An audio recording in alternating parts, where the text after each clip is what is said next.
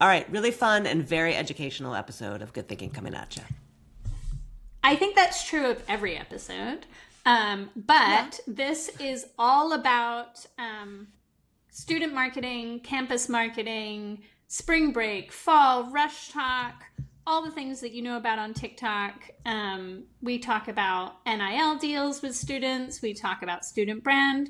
We talk about everything to do with basically the demographic under the age of 24. Yes.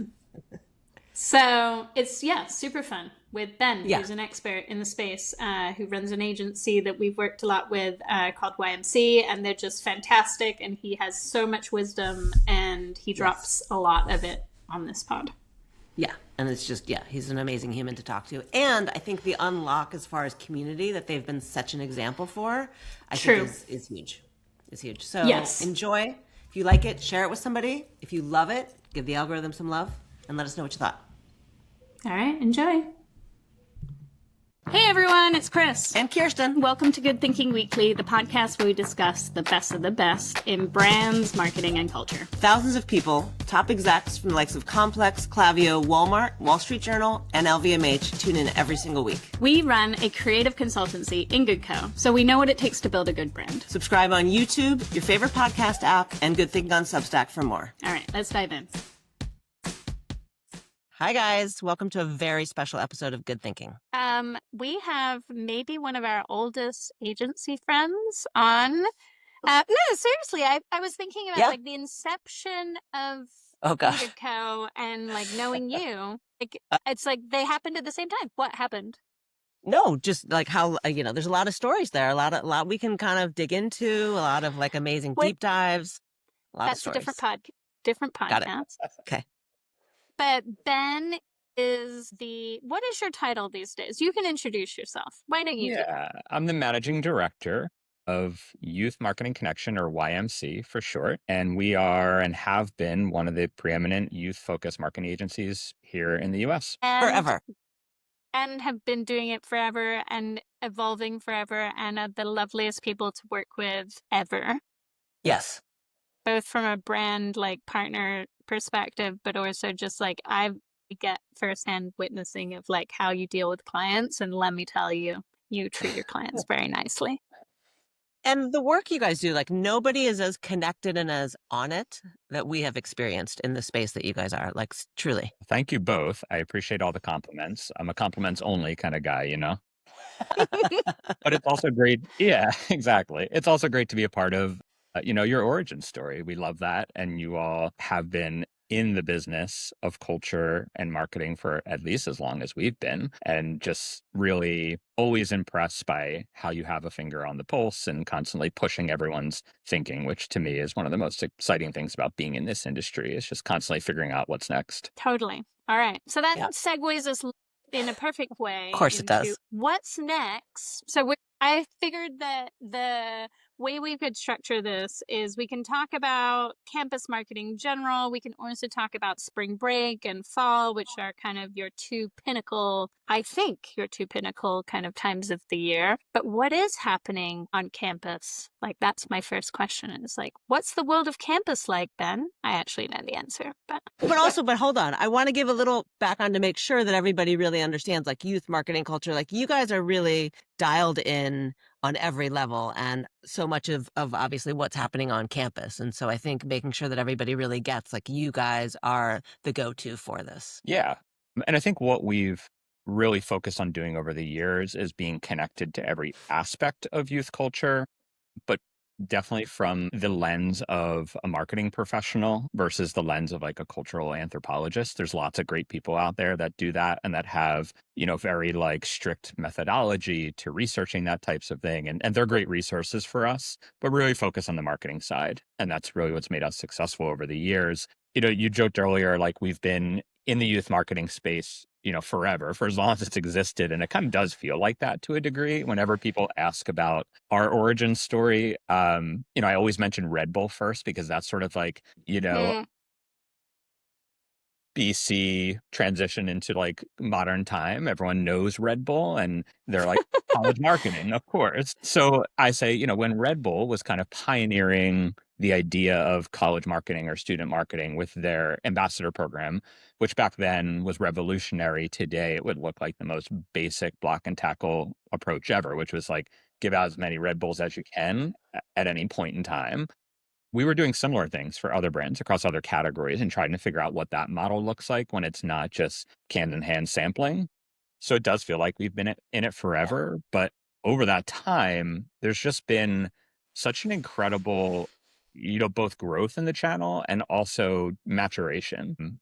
I think if you look across the industry now, there's pretty widespread awareness of like what college marketing and student marketing is. When I first started out a little over 15 years ago, it was all education. I was like explaining to every single person why it was valuable, why we believed in it, how we recommended they do it. And we don't have to do that anymore for the vast majority of categories, which is great. Anytime there's, more understanding of what you do day in and day out, that's always really helpful. The other interesting thing that I was kind of thinking about this morning as I mentally prepared to join you all was like, You can't. That must have been some not mental possible. preparation. yeah, it was like, I went on like a nice hour-long walk with my dog and was just really thinking it through. The funny thing is like I said, when I first started in this industry, we were explaining to every single person what it was. And our typical buyer was like 50 years old and just like used to buying what they know how to buy. And then in like the mid 2010s, we started to have like a second wave of buyer. And it was some people that maybe had been aware of college marketing when they were in college. And now they're, working in marketing roles and trying to build those types of campaigns internally for the brand they work with. And that was the first step that I can kind of pinpoint and say, like, our job got a little bit easier from an education standpoint, but also there was a higher demand for quality of service because people knew what to expect, which we always love a challenge. We were excited about that too. And the funny thing is now, I think we're in maybe as of like the past 4 to 5 years, like coming out of the pandemic, we're in like the third wave of college marketing maturation. And that's where there is a ton of former campus ambassadors, college student influencers, content creators that did the jobs and did the roles when they were a student that are now the buyer. And so not only are they aware of it, but they were like intimately involved in it and they have a vision of exactly what they want to accomplish. And a lot of times that'll just manifest into like they build an internal program and it's actually really good, which is cool. And other times it'll involve them knowing that it's going to be a challenge for them to scale. And so then they come to an agency like us to help them. Yeah. And how much do you think, like, I feel like the difference of understanding has a lot to do with TikTok. Literally, like it's like the TikTok for the win. education. Yeah, but I mean, when 10 years ago, like if you were like, oh, like what did a brand do on campus? Like you could reveal like things that people have done and no one would have ever heard of them. And now it's like, they're already like, hey, somebody did this at Coachella last weekend. Like, I want that. Like, somebody did this on this campus with this sorority. Like, I'm interested in that. And there's kind of an awareness about it, but then it comes with this other side of like copycat kind of like I just want the thing that I saw on TikTok. I want the Rode. My favorite one, and is like, I'd like the Rode photo booth, which I've priced costs it out about like 2 dozen times. yeah, I mean, and every single time it comes back as that thing costs $350,000 to make, you still want a Rode photo booth. But so what is happening on campus? Like, how has the world changed? Is it TikTok that's changed it? Is it sororities have changed? Like, I feel like there's some big cultural changes that have gone on in campus marketing. So not like maybe like what's different on campus, but like what's different in campus marketing now that you're dealing with that brands should know about and be aware of to either lean into it or, avoid because it's cliche and please don't do it anymore. Yeah, we can only hope. So I think along with the maturation of the category comes the desire to have it as like an evergreen channel, right? So brands are definitely investing more to be active year round. You see a larger cohort of brands considering that something they need to have is always on. But beyond that, your point around TikTok sort of exposing what's happening on campus and also maybe creating copycats. I think that the best example of that is Rush Talk, and Bama Rush. Yeah. as a business, have been aware of Rush as a huge moment for close to 2 decades, but I'll date everyone there. But Bama Rush, I'm here for this conversation. yeah, Bama Rush put it on the map in such a big way, and it happened. It Right. feels like it happened overnight for a lot of brands. Where year one, it was like, what is happening? Why is everyone watching this content? Year two was like, here come the brands. Year three was, oh wow, everyone's trying to get involved in Rush. And then year four, which is like essentially this past year, every brand was involved in Rush, and then brands are starting to get more creative in the ways they approach it. So I think that's, to your point, like one of the biggest changes is that TikTok exposes a lot of these existing moments that maybe people that were deep in the industry were aware of and were trying to convince brands to spend on. And now it's made it obvious that it's somewhere they need to invest. And maybe I'm jumping the gun on my questions, probably, but like, what are the things that are happening that you're excited about that are like Bama Rush that people aren't doing yet? That where the brands haven't, well, let's not say any brand, because there are some very advanced brands out there most brands aren't aware of. Yeah. I think there's two big categories. One is NIL has changed the game. So the ability to work with student athletes has been monumental in the way that brands engage with college student age consumers. Not just like, we're going to enlist XYZ student athletes to do social content for us, because that's fine and good. They do have a ton of influence and typically large followings, but brands are building entire campaigns around them, which is really fun. So like having them across, every media channel imaginable, co-branding with like the student's own image versus it just being like a sponsored post. So I think that's pretty exciting, just because I love that student athletes are now getting Paid. their due pay. Yeah, that's a great thing. It's great. But also it opens up a lot of possibilities for brands that maybe didn't exist prior, when it was either like you're working with regular students and you're working with athletics on an official school sponsorship. Now you can blend everything together. And so like the dream of a more integrated campaign is actually coming true. So that I think is probably the most exciting thing. And then, secondarily, what I think brands need to be aware of is there's so much more beyond Rush, especially like in Greek life. Rush is the moment of the moment, but we are starting to talk to a lot of brand partners about what else can they do throughout the year where they can dominate more of the social voice and share of that, versus trying to like really stand out during Rush, which is becoming more challenging year over year. So that's like looking at every major mindset moment of a college student, especially those in Greek life, throughout the year, and figuring out what's the next Rush is really fun for us. Yeah. And in your predictions, you shared a prediction with us at the beginning of the year, and you talked about kind of not just like famous campus people, but there are many of them, and they're kind of micro famous to really big famous, and working with them. And are you seeing a lot of brands kind of tap into that yet, or not really? Yeah, I think more and more, we have a deeper lens in the space, so we kind of see everything going on more or less. But Right. Yes. so I don't think Nothing it's is new. widespread.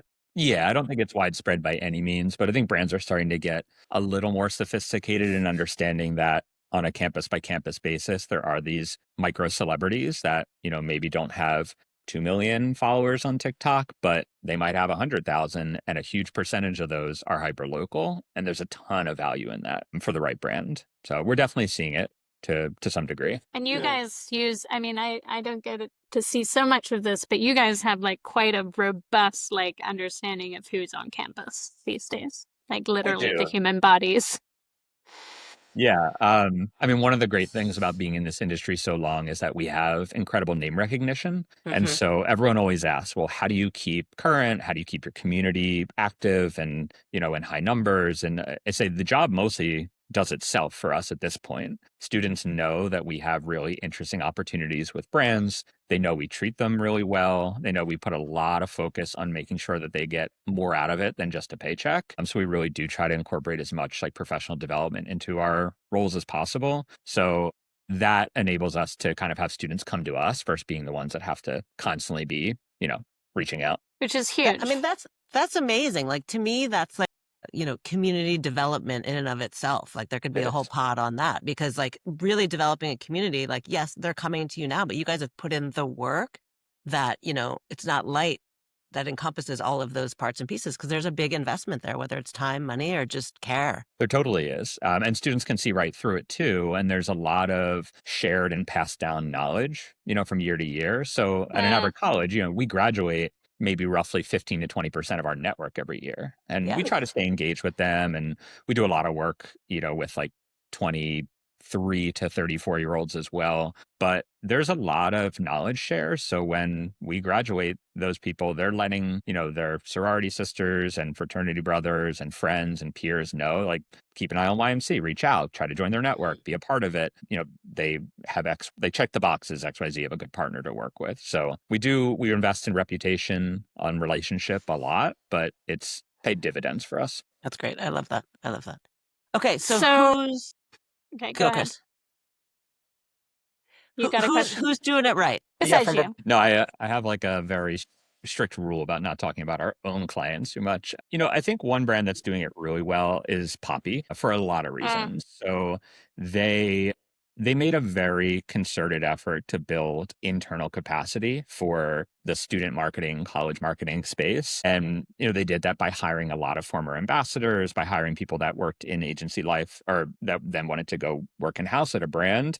So a lot of people that had experience in this space, and they just said, we're going to do it internally, but we're really going to do it right. So where they are today, they have an always-on capacity across tons of colleges and universities. I think they may be pushing hundreds at this point. Wow. It's always on sampling, through ambassadors. They have a social content layer through content creators. And then they do larger pop-up moments that we see a lot, oftentimes on like key schools for them based on whatever their campaigns are. And then the last piece is a trend we're seeing more and more of, which is they do a lot of partnerships with other brands to try to make those moments more exciting and interesting. And we really love that. I would say Poppi's kind of checking all the boxes in what we think makes a good approach towards college or student marketing. So we've been really impressed with their work lately. Awesome. What about 818? I feel like I see them everywhere. The tequila brand. Yeah. Tricky category for college. Yeah. From a PR standpoint, but also just like strict operationally, it's challenging. We have worked in that category a fair amount over the years, and there's a lot that goes into it. So we've seen a lot of 818 partnerships with off-campus venues that are, premise accounts where people are already getting carded to get the door, and you can shift like in the weeds, but you can shift liability essentially. So that's super valuable. Some social content, but not a lot just because of the age. But really, I think 818 shows up the most at like tentpole events throughout the year that attract Gen Z and college age students, but not necessarily like campus itself. When they do show up, quote unquote on campus, it's oftentimes at like a tailgate where it's more of a controlled environment versus a lot of brands these days, which want to pop up in the center of campus in front of like a student union where you're going to have massive foot traffic throughout the day. And that taps into something that I feel like most people, in my experience, don't really understand about campus, is that there's your relationships with campus, like literally the relationships with the people who decide on where you get placed and what's allowed to happen in that space, is a huge unlock.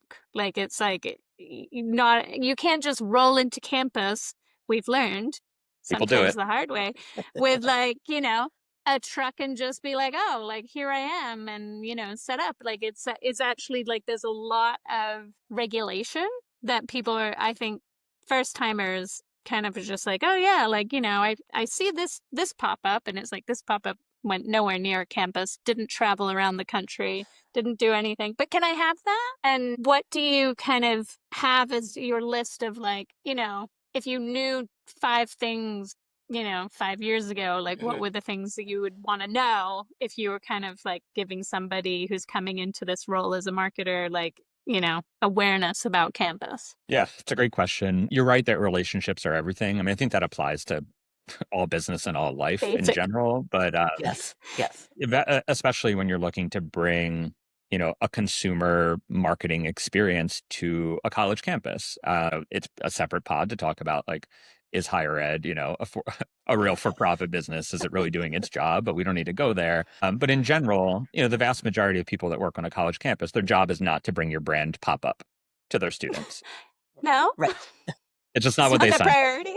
Some schools are getting a little more sophisticated. You've got like the UCLAs and Miamis of the world that get dozens, if not hundreds of, inquiries every year. And so they have started to put more resources towards it as like dedicated people and build systems in place. But that's, 2 of maybe 10 that fit that category. The other 200 colleges and universities that brands want to pop up at don't have that. So first and foremost, you have to take that into consideration when you're thinking about relationship building. It's like these people are oftentimes academics or administrators wrapped around academics, and they're not professional marketers, and they're not there to make sure like your pop-up can book space 10 days before it wants to show up.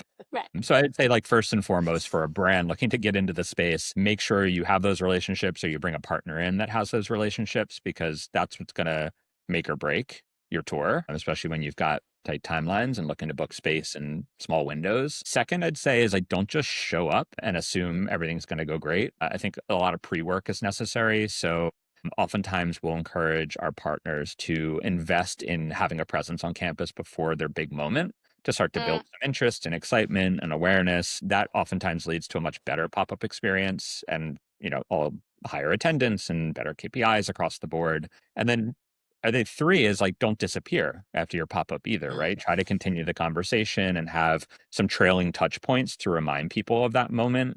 Don't just assume that being there for one day for 8 hours with some kind of interesting experience is going to actually change behavior long term. Yeah, that's great. And don't come thinking that you can serve food. That was one that was really, really hard. Yeah. That one. It's Right. it's becoming a little bit easier, I think, because the requests have been so frequent. Yeah, Is that all you have to do? You just ask over and over and Just over keep and asking. over again. Yeah, it's like parenting essentially. No, I mean, Aramark and Sodexo have some pretty strong contracts with colleges and universities for food service. So there's a lot of rules and regulations around what you can and can't do if you want to pop up in those really sought after areas. So yeah, knowing that going in and knowing what the rules and regs are across a wide swath of campuses is super valuable while you're creating your experience. So you don't have to, you don't want to anchor like the most exciting hook of your pop up around a food giveaway that then you're not allowed to do at half the campuses. Right. That wouldn't be great.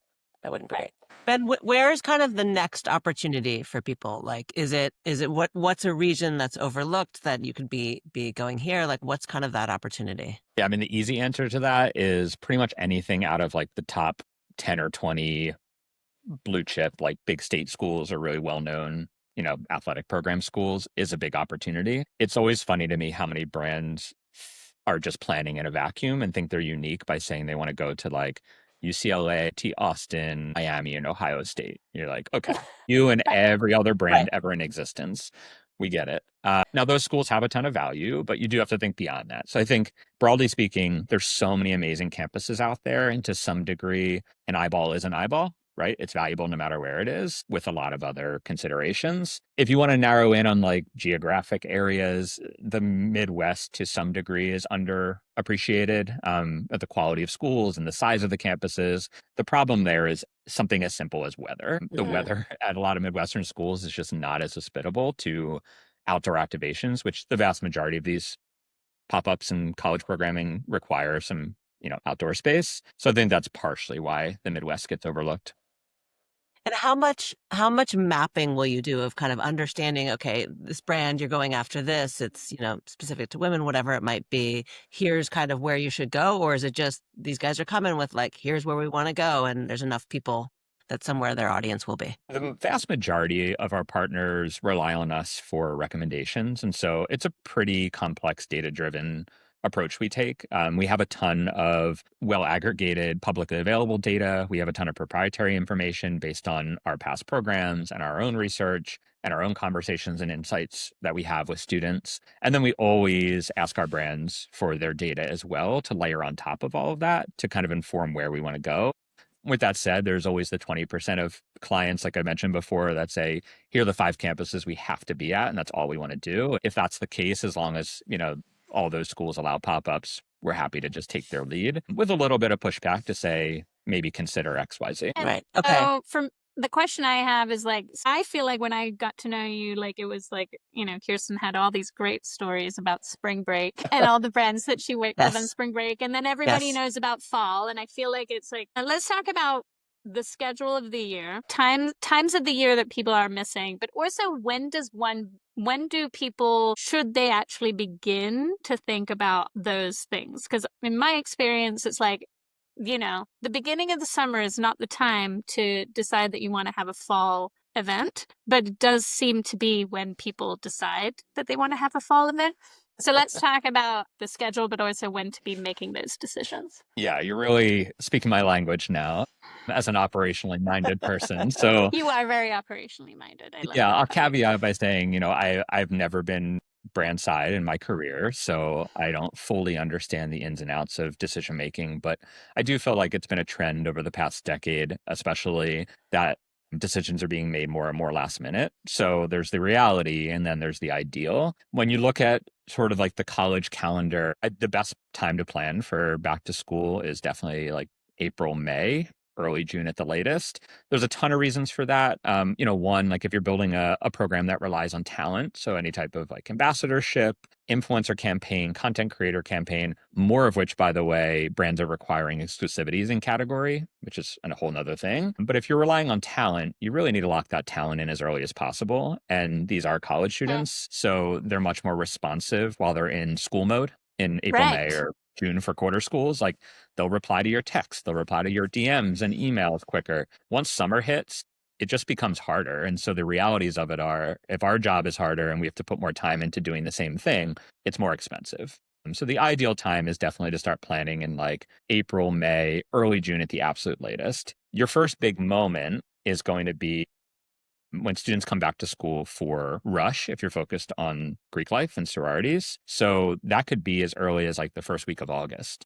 About a week before Rush starts, you'll have sisters come back to the house. Rush will start on a staggered schedule, really like the second week of August, all the way through September for some quarter schools. But then your big like back to school when everyone's coming to campus is typically third-ish week of August through, mid-late September for quarter schools. And that is year-round by far the biggest opportunity. And there's a ton of reasons for that. It's always sort of been like the genesis of our agency is, when you're reaching students that for the first time in their lives are starting to make their own purchasing decisions when they go to college, you want to be there speaking to them in as authentic of a manner as possible. That's changed a little bit now. I think, high schoolers are starting to influence purchasing a lot more than they did 10 or 15 years ago. But still, being off on their own, moving into their first, dorm room or apartment is a very big deal. And a lot of brands want to be a part of that. And then just from like pure consumer spending, July, August, September are huge. They rival holidays. So that's a big time of year. To get into the weeds a little more, students are really building like behaviors then as well. So if you're a messaging app and you're looking to get them to shift to your product, you better get them right at back to school, because once they get everybody to actually like get into the messaging app and get into the group, they're not changing it. That's like, as a leader of a That's student a great point. it's Yeah. like, it's a challenging ask. So you really need to get in early, but oftentimes the timing is somewhat dependent on what your product or service is. So we always coach brands on that as well. Yeah. But what an opportunity. Like it's kind of perfect timing because everybody's, their different mentality, different actions summer and then into fall. It's a great opportunity for brands like that. Yeah, Anything that questioning requires critical everything. mass to function, right? Like dating apps, this is the same. Now there could be like a little bit of mid-semester shift if something really new and buzzy comes onto campus and you want to be a part of it for whatever reason. But those apps take critical mass for people to be interested in using them. And the best time to get critical mass is at back to school when everyone's like, okay, I'm new at, Arizona State. What are the 5 apps I need to like have a viable social life here? And someone older than them is most likely the one telling them if you're not there to have the conversation yourself as a brand. Yeah. Right. That's a great point. All right. So then we move into what's the next leg? Yeah, I mean, Big scattered killer. throughout the fall is college football, which obviously is huge. And a lot of, as I mentioned earlier, with the kind of like invent of NIL, a lot more brands are focusing on how they can do integrated campaigns that are wrapped around athletics, but using athlete talent and also having that student voice. So college football is huge. Greek life has a lot of moments in the fall as well, social moments, which are really big. And then you've got your just like general consumer moments, between Thanksgiving and Christmas, so holiday, which are always big. And those are typically brands that have discounting-based campaigns that just want to reach more students. Right. And then is spring break still a thing? And that's where it all started. It did all start there. Spring break is definitely still a thing, but it's changed drastically since, 15, 20 years ago when YMC was first formed. The biggest, looking back, I think the biggest inflection point is actually Panama City Beach, Florida, which forever was the largest domestic spring break destination. I say this was a party. This was like the party to end all parties. Just hundreds of thousands of college students descending upon Panama City Beach, PCB, over a 3-week period. It was wild down there, like Mayhem. 150% occupancy because people are jamming 12 people into like a 1-bedroom, Right. 2-bed hotel Nightmare. room. Totally. And brands were everywhere. They were daytime in brand villages. They were paying for A-list musical talent to perform daytime and nighttime. They were doing bar and club takeovers every night. Sampling was super competitive across the big categories. And I would say just in like Panama City Beach alone, you probably saw sponsorship dollars in the tens or 20s of millions of dollars. About 6 to 7 years ago, Panama City Beach passed a ban on open containers during spring break, and it literally killed it overnight. It was like it was like a silver bullet. So they went from, I don't know, conservative estimate, 350,000 spring breakers to like 20,000 in Wow. 1 year. And it's been slowly building back up, and there's like a diaspora of spring breakers now that have spread across other smaller markets. But it's nothing like PCB. Wow. That's Yeah. interesting. Wow. And I is hear a lot Cancun about- still a thing? What was that? Cancun? I mean, I've got some memories there. Is that still a thing? Yeah. So, domestically, to wrap up that piece, Yeah. South Padre is still active, Yeah. but it's not like what it was back in the day with Coca-Cola Beach. So Coca-Cola was like an anchor sponsor of South Padre for years and years and years with a huge stage. And around that stage then was sort of like the environment that was created of like Brand Village, and there'd be tons of sponsorships everywhere.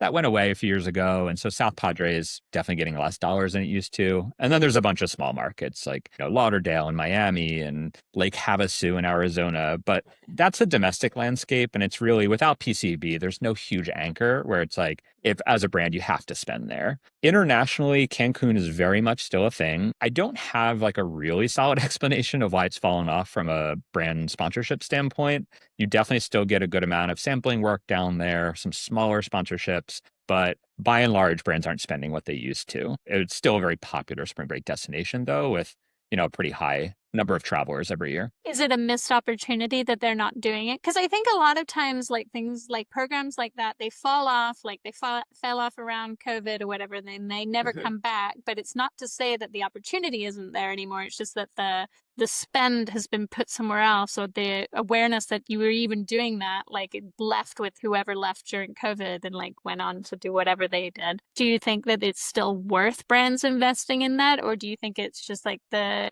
attitudes around alcohol and the attitudes around partying have changed so much that it's not even worth it? Like I see so much around party cruises now, like on my TikTok, like that seems to be the situation, like get yourself on a cruise. But what's the real deal? Yeah, I think there is more hesitation around having marketing activations in a market where students can drink when they're 18, consume alcohol legally. I think that's a big part of it. We still believe there's a huge opportunity in spring break, especially in a place like Cancun, where it's such a beautiful blank canvas. And almost anything you do is iconic at that point because it is so nice and so untapped. The other incredible thing about spring break, which we always tell people, is you have influential students. So like all the data, all the research shows that the students that are traveling to spring break, especially to these top tier markets, are more influential back on campus. So they're in leadership roles of student organizations. They have large social followings. They have highly engaged social followings. So they're coming from all across the country to one place. It's kind of like a destination music festival, except a heck of a lot cheaper and way less saturated with brand experience. So they're coming from all over. All you have to do is build your experience one time and then activate for a week or 2 weeks or whatever it may be. And after the students experience it, not only are they creating content, because everyone's got international data plans now, so that's not a thing. Right. They're creating content on site. All their peers back in the States are seeing that content, but then they're flying home and like literally telling them about it, showing them things they got or won. And so it is a huge opportunity, but I just think there's, hesitation around one, going international, and then two, the 18 to drink scares some brands off. Yeah. I think we'll come around to it.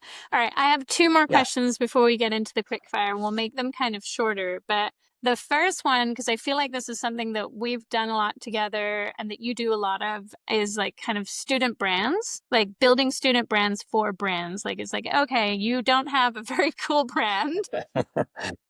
be that you're an organization and you can kind of speak better to that, but like, or a government body or a brand that is just kind of like from the outside, just not really right. Talk about kind of that process and why it's important and why it's worth doing. Yeah. I always talk to, potential clients, and it's like building the foundation of a house, right? Like you don't start building the walls and putting the windows in until you have a solid foundation. And if your brand naturally can't speak to 18 to 25-year-olds in like an interesting way or a way that they would care about, you could spend as many marketing dollars as you want on campaigns. You're not going to get anywhere. So a lot of times what that kind of results in is us helping them develop a student brand or a sub brand, more or less. And we've done that, as you mentioned, with a whole host of different types of groups. So we've worked with government clients around, vaccine confidence and COVID education back in 2021. We've done a lot of work in the teen anti-vaping and tobacco cessation world. A lot of that was a result of the Juul settlement, where health departments all across the country at, the state, regional, and city level suddenly got this influx of money to spend on public health advocacy campaigns focused on teens and didn't really have a good way to do it. So that's been great and really rewarding work as well. But we've done it for profit clients as well that are maybe in like legacy industries or have products or services that are just a little old and outdated, and they want to reinvent those for the next generation consumer. So obviously there's a lot of work they need to do internally as well around packaging and messaging and potentially formulations. But there's also a lot of work we can help them with in making sure that, whatever they're sort of developing around those products is authentically speaking to young people. And then obviously leading into like, okay, now we actually do have a great foundation. How do we get out there with it? Yeah, that's such a good point, because you can spend all the money you want, but if the brand isn't cutting through, then you're absolutely wasting it. Yeah. And I think that doesn't need to, I think some brands, for example, are like, oh, like that we're creating a completely different brand. And it's like, no, you need to think about it almost like a campaign brand. It's like, this is a campaign for campus built for this audience. Like, like you build every campaign in history. You build it for the audience. And sometimes it's just more of like, how do we kind of package up the assets that you have in a campaign that resonates and looks right for this audience versus like, oh, we just take your existing campaign that's made for, a 35-year-old business executive to buy some software, and then you're like trying to shove it in on campus. It doesn't make sense. Right. The other thing that we've talked about a lot, and it's coming, and I think a lot of people have questions about it, is alphas. The alphas are coming for us. They sure are. And nobody knows what, everybody's afraid of them. Everybody's building them a skincare brand. And no one really knows like if they can market to them or can't market to them, and what they really think, and are they really influential, and do they have money? And there's just so many questions that I think I experienced living on the side of the newsletter that it's like no one really knows. What do you know? Tell us. Tell us everything. Yeah, it's a great question. I definitely think alphas are starting to have a lot of influence. I mentioned earlier, like back in the day, the prevailing thought was that when students went away to college and when they were really starting to influence purchasing power to a higher degree, whether it was like their own money or still their parents' money, they were able to make some of their own decisions. That has definitely shifted, and it shifted with Gen Z, and now it's shifting, I think, even more with alphas. There's the obvious stuff like the Sephora skincare hauls that you see, 16-year-olds coming home with, or even younger potentially. But there's other categories as well, where like they're taking a deep interest in what their product or company preferences are. And so brands certainly need to take note of that. In terms of like what you can do and can't do, there's actually a lot of white space opportunity. So I think the obvious stuff is, high schoolers are very active in the content creation world. Parents are actually really involved as well. So we get a ton of outreach from parents that essentially are saying like, my son or daughter or child is starting to build like a content creator career, and I want you to take note of them, and I'd love for them to be a part of your roster. And like, here's XYZ things they're really passionate about. That's increased 10,000% in the past 24 months from like where it was. Wow. Definitely a lot of involvement in the social content creator space among high schoolers. And then you've got another piece, which is like, how do you get in front of them in person? And back in the day, it was a lot of like, well, we can go to the Warped Tour, which The work's still there, and it's still very relevant. And you can still create really awesome brand activations at the Warped Tour. There were like senior grad trips to Disney you could wrap some marketing around, but in general, schools were like a no-touch zone.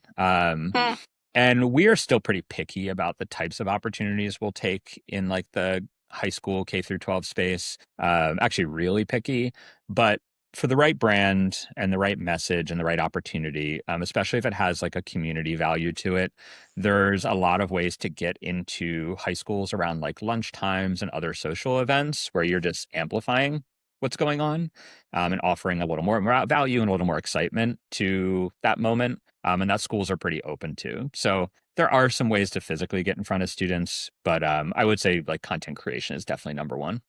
And is the mall back? The mall is back. The Yeah. mall is back. Yeah. I mean, if the door data is to be believed, which I don't see any reason it shouldn't be, malls are back. Young people are sort of moving away from like mass online shopping halls and wanting to try stuff on in person and touch and feel things and see what a store experience is like. So we do have retail clients that are investing more in their stores, both from a design and build out standpoint, but then also just like an event calendar and making sure that they Right. have some interesting things happening. I think that's certainly a trend, one that, personally I'm hesitantly excited about. Like I don't live in the suburbs, so I don't make it out to malls too often, but anything that can kind of like give people a better in-person experience and get them out in their community, I think is of value. Yeah. I love how now we now think of malls as like a positive place. We're like, thank God there are malls for our children to go Right? to. Yeah. Whereas I feel like in my day and age, it was like, oh God, you're going to the mall again? Like, oh, this is the degenerates hang out at the mall. Yeah. Yeah. Now you're like, please go to the mall. Go see somebody's face. Like, Yeah. touch a I'm not sure friend. all great things are happening there, but yes. True. So amazing. Are we ready for quickfire? Think we're ready? All right, take it away. All right, Ben, 3 things every brand should do. I think one is something I've said before, which is do more with real fans and real people. There's just so many high profile influencers that are oversaturated at this point. So what's the point? Number 2, I think, is invest longer term. Don't just try to show up once and then walk away. Really think about, if 18 to 25-year-olds are going to be a big focus of yours, how you can do that year round. And number 3, which is like 50% shameless plug, is just find a great partner. Decision making is happening more last minute year over year. Like we definitely see it in our business. So just find a great partner that not only has all of the area expertise, but can also be prepared to activate quickly and effectively. I think that's super important. Yeah, for sure.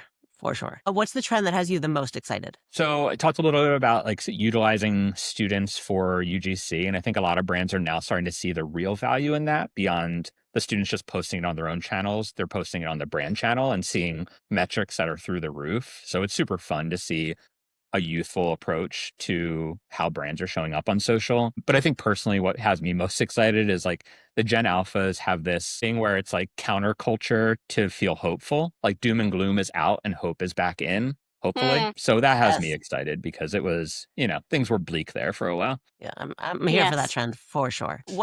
What's one thing that many brands get wrong and who gets it right? I think the thing that most brands get wrong is just being a flash in the pan, showing up one time in a big way at a Miami and then walking away. The funny thing about Miami is I've heard students say this several times. They're like, well, I may be paying $100,000 a year for like a barely top 50 education, but at least I get a brand pop-up every day.